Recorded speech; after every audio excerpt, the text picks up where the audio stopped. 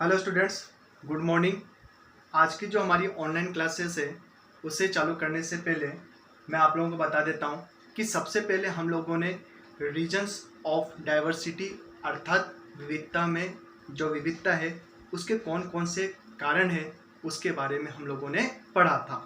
और फिर उसके बाद हम लोगों ने पढ़ा था काइंड ऑफ डाइवर्सिटी अर्थात विविधता के प्रकार।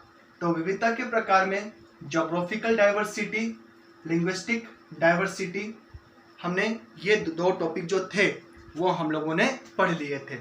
और फिर आज जो है हम करेंगे रिलीजियस डाइवर्सिटी, ठीक है, अर्थात धार्मिक विविधता। India has been home to different religions from olden times. The most ancient religion of India is Hinduism. इसका मतलब क्या है कि हमारा जो भारत है वह विभिन्न धर्मों का क्या रहा है, निवास क्षेत्र रहा है। अर्थात समय समय पर विभिन्न धर्म के लोग भारत में आए और यहीं पर बस गए। परंतु सबसे पुराना जो धर्म है वो कौन सा है, Hinduism. Other main religions that thrive in India are Islam, Christianity, Buddhism, Jainism, Zoroastrianism, Sikhism, etc. अर्थात भारत हिंदू धर्म के अलावा और कौन कौन से धर्म थे, इस्लाम, ठीक है, मुस्लिम, क्रिश्चियनिटी अर्थात ईसाई, बुद्धिज़्म बुद्ध, जैनिज़्म जैन और जोरास्ट्रियनिज्म का मतलब पारसी धर्म, सिखिज्म सिख। ये सब जो धर्म के जो लोग हैं वो भारत में आए और भारत में ही बस गए, ठीक है। Our constitution declares that India is a secular country where equal respect is given to all religions. और भारत एक ऐसा देश है जहाँ जो धर्मनिरपेक्ष देश है, अर्थात यहाँ पर सभी धर्म के लोगों को क्या है, समानता का अधिकार है। अर्थात सभी धर्म को समान अधिकार प्राप्त है और सभी को आदर और सम्मान की दृष्टि से देखा जाता है, ठीक है। फिर इसके बाद में आता है आपका इकोनॉमिक डाइवर्सिटी। इकोनॉमिक डाइवर्सिटी में हम पढ़ते हैं आगे, the economic activities of a region are mainly determined by the geographical and climatic condition। इसका मतलब यह है कि भारत की जो भौगोलिक और जलवायु स्थिति है वो यहाँ के लोगों के क्रियाकलाप पर क्या डालती है, प्रभाव डालती है, ठीक है। अर्थात भारत की जो भौगोलिक स्थिति है और जलवायु है उसमें विभिन्नता पाई जाती है और इसी विभिन्नता के कारण भारत के जो लोग हैं उनके क्रियाकलाप में विभिन्नता देखने को मिलती है, ठीक है। अर्थात कि कोई तो कृषि का कार्य करता है, कोई मछली पालन का कार्य करता है, कोई लकड़ी काटने का कार्य करता है, तो क्या है, कार्यों में विभिन्नता देखने को मिलती है। Different crops are grown in different region depending upon the climate and soil of that region. This is the reason why the state lying in northern plain grown mainly wheat, whereas southern states grown mainly rice। और यही कारण है कि हमारे भारत में जलवायु और मिट्टी के आधार पे अलग अलग क्षेत्रों में अलग अलग कृषि उपजें उगाई जाती है, अर्थात फसलों का उत्पादन किया जाता है, ठीक है। अब जैसे मान लो कि राजस्थान में, ठीक है, आप कपास की खेती कर सकते हो, नहीं कर सकते हो। क्यों नहीं कर सकते, क्यों, क्योंकि यहाँ पर जो मिट्टी है वो कैसी है, रेतीली और लाल मिट्टी है। जबकि कपास की खेती के लिए हमें किस प्रकार की मिट्टी चाहिए, काली मिट्टी। तो कहने का मतलब है कि कपास हम राजस्थान में नहीं उगा सकते, हमें उगाना है तो महाराष्ट्र और गुजरात में उगाना पड़ेगा। क्यों, क्योंकि वहाँ पर क्या है, काली मिट्टी पाई जाती है, ठीक है। तो आपकी जो जलवायु और जो आपकी सॉइल अर्थात जो मिट्टी है उसमें विभिन्नता के कारण आपकी जो उपजें हैं उसमें भी विभिन्नता पाई जाती है। यही कारण है कि भारत का जो उत्तरी भाग है वहाँ पर गेहूं का उत्पादन अधिक किया जाता है और जो दक्षिणी भाग है वहाँ पर चावल का उत्पादन ज़्यादा किया जाता है। ठीक है। In coastal areas like Kerala, Tamil Nadu, west Bengal, Maharashtra etcetera, fishing is an important economic activity. और हमारा जो भारत है उस भारत का जो कोस्टल जो एरियाज है अर्थात तटीय जो क्षेत्र है उन क्षेत्रों में लोगों का मुख्य भोज्य पदार्थ क्या है? मछली। क्यों है? क्योंकि वहाँ पे मछली अधिक पकड़ी जाती है। तो वहाँ के लोगों का मुख्य कार्य क्या है? मछली पकड़ना। क्योंकि समुद्र के किनारे रहते हैं तो समुद्र के किनारे रहेंगे तो समुद्र में क्या पाई जाती है? मछलियाँ। और उनका मुख्य क्रियाकलाप क्या हो जाएगा? मछली पकड़ना। तो इस तरह से भौगोलिक स्थिति और जो जलवायु है वो लोगों के क्रियाकलाप को प्रभावित करती है। ठीक है। Some regions are rich in minerals and ores। इसी तरह से किसी क्षेत्र में मिनरल्स अर्थात खनिजों की अधिकता पाई जाती है और जो लोग हैं वो किस पर निर्भर हैं? खनिज पर। अर्थात जहाँ पर खनिज का उत्पादन होगा तो लोग खदानों में क्या करेंगे? कार्य करेंगे। तो उनका काम क्या है? खदानों में से खनिजों को निकालना। फिर इसके बाद में नेक्स्ट टॉपिक है हमारा cultural diversity. The influence of the environment is also visible in the culture of the people of the areas, which is often reflected in the festivals, customs and dance form of the area। इसका मतलब यह है कि हमारी जो संस्कृति है उसमें भी जो विभिन्नता पाई जाती है वो किसके कारण पाई जाती है? पर्यावरण के कारण। अर्थात हमारा जो इन्वायरमेंट है उस इन्वायरमेंट में सभी क्षेत्रों में इन्वायरमेंट एक जैसा तो नहीं है। कहीं पर सर्दी है, कहीं पर गर्मी है, ठीक है, कहीं पर बरसात अधिक होती है, कहीं पर बरसात नहीं होती है। तो क्या है? पर्यावरण का जो प्रभाव है वो किस पर पड़ता है? भारतीय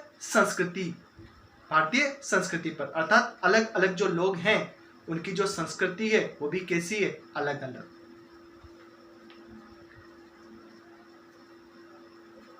for example boat race of Kerala. तो जो केरला है वहाँ पर एक त्यौहार बनाया जाता है। अर्थात जब फसल पक जाती है, पककर तैयार हो जाती है तो उसको काटने के बाद में ओणम एक फेस्टिवल है जो कि केरला में बनाया जाता है। और इस त्यौहार के दिन लोग जो हैं बोट रेस करते हैं। अर्थात नावों की क्या होती है? दौड़ होती है। ठीक है। The classical dance forms native to the states of India। इसका मतलब ये कि हमारा जो क्लासिकल डांस है अर्थात शास्त्रीय नृत्य का जो रूप है भारत के विभिन्न राज्यों में, ठीक है, पाया जाता है। परंतु जो करने का जो तरीका है वो क्या है? अलग अलग है। अर्थात उसमें भी विभिन्नता देखने को मिलती है। ठीक है। तो शास्त्रीय जो नृत्य है उसके रूपों में भी अलग अलग राज्यों में विभिन्नता हमें देखने को मिलती है। All Indian states celebrate harvest festivals such as Baisakhi in Punjab, Onam in Kerala, Bihu in Assam and Makar Sankranti in Uttar Pradesh and Bihar. इसका मतलब यह है कि भारत के अलग अलग राज्यों में हार्वेस्ट फेस्टिवल अर्थात आपके जो फसल की कटाई के बाद जो त्यौहार मनाए जाते हैं जैसे कि बैसाखी पंजाब में, ओणम केरला में, बिहू असम में और मकर संक्रांति जो है वो उत्तर प्रदेश और बिहार में मनाई जाती है। फिर इसके बाद में आता है हमारा next topic unity in diversity अर्थात विविधता में एकता। ठीक है। तो ये हमारा पेज नंबर 179। तो 179 पे देखो यूनिटी इन डाइवर्सिटी। अब ये पढ़ते हैं हम लोग। याला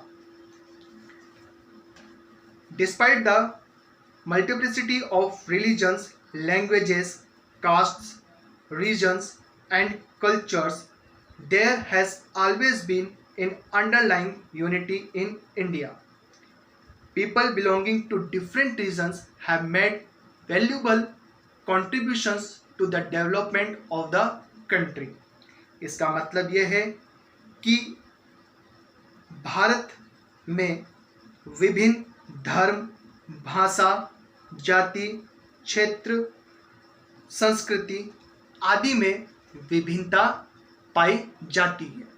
ठीक है, अर्थात भारत में क्या पाई जाती है? विभिन्नता। किस में विभिन्नता पाई जाती है? लोगों के भाषाएं सबकी अलग है, ठीक है, खान पान अलग है, रीजन्स, ठीक है, और जो जाति है सबकी अलग अलग है, ठीक है, और जो संस्कृति जो है, ठीक है, उसमें भी क्या पाई जा रही है? विभिन्नता पाई जाती है। परंतु इन सब के बावजूद लोगों में क्या है? एकता, अर्थात विभिन्नता में एकता पाई जाती है। और विभिन्न जाति और धर्म के जो लोग हैं ये सब मिलकर भारत के विकास में अपना मूल्य योगदान देते हैं। ठीक है, ऐसा नहीं कि मैं तो इस धर्म का हूँ, इस जाति का हूँ, तो मैं तो भारत के देश के विकास में मैं तो कोई महत्व नहीं है, मैं तो कुछ नहीं दूंगा इसमें अपना योगदान। ऐसा नहीं है, जितने भी धर्म और जाति के जो लोग हैं वो सब आपस में मिलकर भारतीय विकास में अपना अपना योगदान प्रदान करते हैं। India's freedom struggle is a good example of the unity in diversity in India। अर्थात कि जब भारतीय स्वतंत्रता के संघर्ष के समय, ठीक है, लोग क्या हो गए? एकजुट हो गए, और एकजुट होकर उन लोगों ने क्या किया? ब्रिटिश शासन जो है उसको जड़ से उखाड़कर फेंक दिया। ये इसका सबसे अच्छा उदाहरण है यूनिटी ऑफ डाइवर्सिटी, अर्थात विविधता में एकता। The injustice of British rule brought the people of India together। और जो ये ब्रिटिश शासन था उसके अन्याय ने या उसके अन्याय के कारण लोग क्या हो गए? एकजुट हो गए। The British tried to rule India with their divide and rule policy, but could not succeed as people of India remained united and in their struggle against the British। जो ब्रिटिश शासक थे उन्होंने भारत में फूट डालो राज्य करो जो नीति है उसको अपनाया था, परंतु वो लोग इसमें सक्सेस अर्थात सफल नहीं हो पाए। ठीक है, क्यों नहीं हो पाए? क्योंकि सब लोग में क्या थी? एकता थी। ठीक है, और इन सब लोगों ने ब्रिटिश सरकार के खिलाफ मिलकर क्या किया? संघर्ष किया ताकि हमें स्वतंत्रता मिल सके। और the force of love, truth and devotion kept them together. ठीक है, लोगों का आपस में भाईचारा होना, ठीक है, और इमोशनली जो अटैचमेंट होना, इन सब ने लोगों को क्या कर रखा है? एकता के सूत्र में बांध रखा है। ठीक है, तो यहाँ पर आपका जो टॉपिक है उसका एंड होता है, और जितना भी आपको ये दे रखा है आप लोग इसकी क्या करोगे? रीडिंग लगाओगे। ठीक है, और यहीं पर आपका ये चैप्टर क्या हो जाता है? एंड होता है। Okay student, have a nice day.